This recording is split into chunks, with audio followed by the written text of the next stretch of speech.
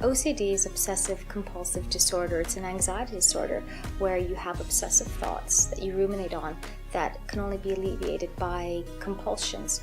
But the compulsions only alleviate for a short time until the obsessive thought comes back up again. We estimate that about 1 in 50 people in the UK have this. That's about 1 million people who suffer from the condition. It affects men, it affects women, it affects people across the age span.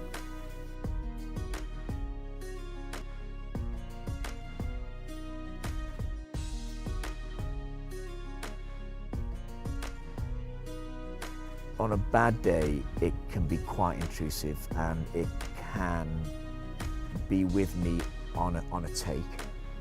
And what I try and do at best is just try and concentrate hard on the acting and the line, remembering the lines, and just try and hold it off until the end of the take. And it can be an exhausting daily battle. At its worst, I was dreaming OCD. So it was pretty full on. It was a 24-hour existence living with this illness. So I had no escape from it for many, many years. My OCD took the form of contamination. I believed, or my OCD led me to believe, that I was going to contract HIV or hepatitis just by stepping outside of my front door. At its height, I was housebound, unable to leave the house for fear of contracting a deadly disease, believing that everything was contaminated. Leaving the house meant coming home to face hour after hour of cleaning rituals to decontaminate myself.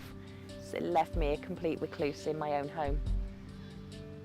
I can't emphasise enough how drastically my life has changed now that I've overcome OCD. Even little things like I love music, but when I had OCD it was really hard for me to go to CD shops because a lot of my compulsive behaviour related to tapping things, so it's difficult to kind of flick through the CDs in a CD shop, and tiny things like that. I do stand-up now, and when I first did my first stand-up gig, I remember being really, really nervous about it, and I had no idea. You have no idea before you do stand-up whether or not it's going to work or whether it's going to be funny, and being very, very nervous. But I remember that the thought that I'd overcome OCD. Even this kind of scary room full of people that might shout things at me or might boo me, that's not as scary as OCD.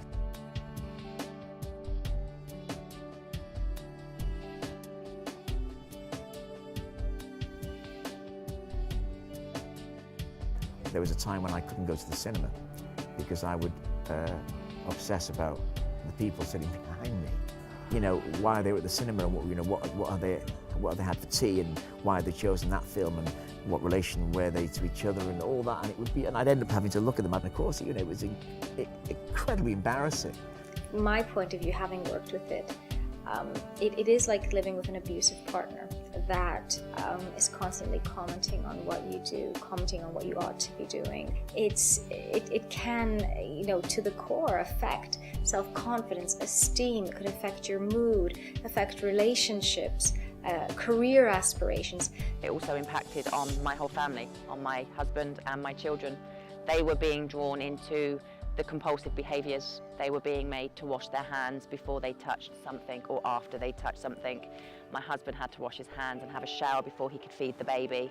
And the final straw came when my daughter, who was 6, was actually copying my compulsive behaviours on her own.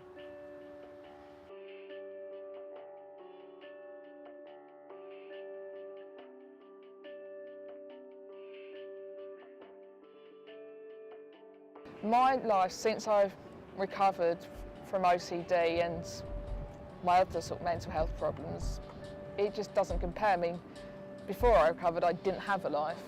I was basically trapped in my room.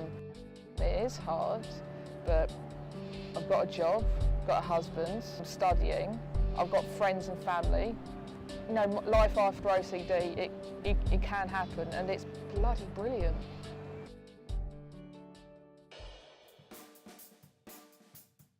OCD has had a big impact on my life ever since I was quite young, probably from around the age of 12, in everything I do. When it was getting bad, I kind of relied on things like sugar highs, a lot of coke, sleeping a lot. I used to sleep a lot just to kind of get away from OCD. But I think adapting in a healthy way, making sure I get enough rest, and just try and do things I enjoy. The best way I like to express myself is through drumming. It's something I found when I was going through a hard time, where I could be myself and let something else do the talking. I think if one feels they have OCD, the first thing, the most important thing, is to get a proper diagnosis. So ask your GP for referral to psychiatrist or psychologist. Get it diagnosed. It's positive because you think, oh my gosh, this thing that I've been feeling has a name. It means people have looked into it. There's things that I can control. You may feel you have to be defined by it. You don't. The OCD is a part of you. It doesn't represent you. Once you've got the diagnosis, get the right type of not only medical support but also that really great kind of social support, and just find other people who've had it, who've been there, that can talk to you. And I think that's something that OCD UK does really well. The challenge is just getting through a bad day, and you must strive to beat it.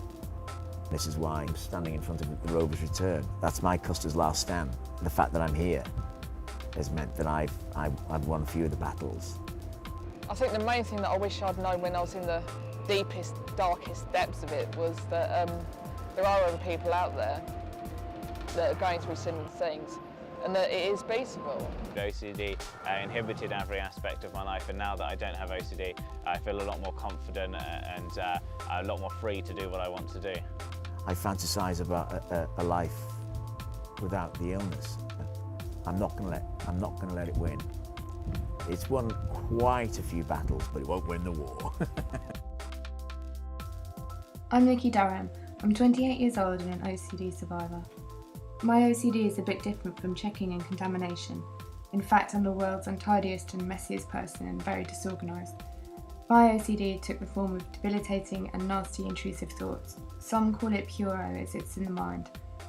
It can manifest itself as horrible sexual and religious thoughts, which come into my mind and stick there. They're based on a trauma I suffered as a little girl and are my worst fears. I don't want them and will do anything to be rid of them. The only way I can get relief is to do mental and physical compulsions like analysis, going over and over them for hours, plus doing things a certain number of times in order to feel safe and free myself from them, for a while at least. These thoughts made me feel trapped and suicidal for nearly 7 years. It was terrible. I didn't want to go out of the house and had zero confidence, plus feeling worthless and hating myself. But due to amazing therapy, I'm now recovering. I cannot stress enough how important it is to find the right therapist, even if it takes you years and several goes like it did for me. Just don't give up, as you will find the right one. Trust your instincts, as this person plays an important part in your life, and you'll know when you meet that therapist who just presses the right buttons. Through good therapy, I'm now much happier. I'm working and I'm now leading a normal, independent life. Do you know, I was told that my OCD was so severe that it could never be cured, but with the right help, I proved them wrong.